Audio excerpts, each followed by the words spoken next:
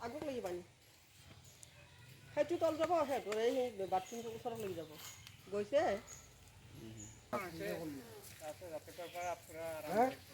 হয়নে নহয় বেলেগৰ ঘৰত থাকবা গৈছিল থাকবাও নিদিলাম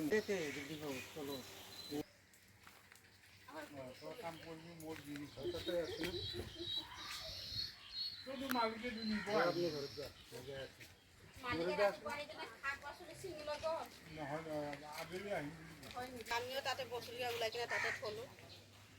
ৰাতি যদি শুই থাকাতে যদি সোমাই যায় পানীটো ছাৰ এতিয়া আহিছিলোঁ চোন মই গোটেই পানী